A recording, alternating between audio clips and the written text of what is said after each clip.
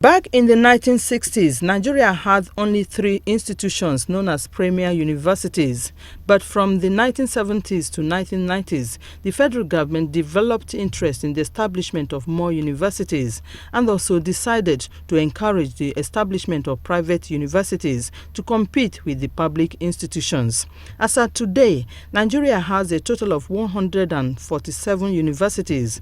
Out of these, 61 private, 46 state-owned and 40 federal. But despite the steady growth of Nigerian universities, gaining admission into the institutions has remained a Herculean task. This development has led many Nigerian youths to seek admissions into universities in neighboring countries like Ghana, Benin Republic and Niger Republic. The future of Nigerian universities system, the future of development is in the private universities. What I see in this is that we may not have more public institutions, there is creation of state or state universities, but we will continue to have private universities. If you look at what has happened in the US, with over 6,000 universities today, the best of the institutions are private institutions because they are what I call it, they're owned by religious organizations.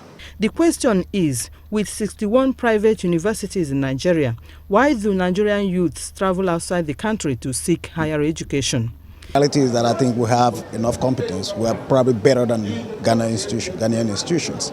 And my suggestion would be that, one way to go around this whole issue would be for the government to see how they can restructure what I call TED Fund, to use TED Fund as a way to award, scholarship bursary for all Nigerian students. Provide, either scholarship or bursary or loans so that Nigerian students can actually obtain loans from government and go and buy education. So if this is done, then it means that a student that obtain, let's say, ₦1 million or ₦2 million for his university education can decide to go to a private university and buy education. In 2010, the Joint Admissions and Matriculation Board, JAMB, introduced the Unified Tertiary Matriculation Examinations, UTME, to encourage candidates to develop interest in other institutions such as the polytechnics, colleges of education and innovative enterprise institutions. With the UTME, candidates are mandated to seek admissions into the universities as first choice, colleges of education second, polytechnics and monotechnics third, and innovative enterprises institutions as fourth choice.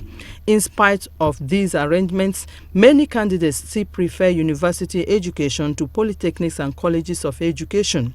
Worst still, majority of the candidates prefer first to third generation universities, and so when they are unable to gain admissions, they wait for next year to rewrite the UTME in what many call second or third missionary journey. In Abuja, Franca Uzoma Olwa, NTA News.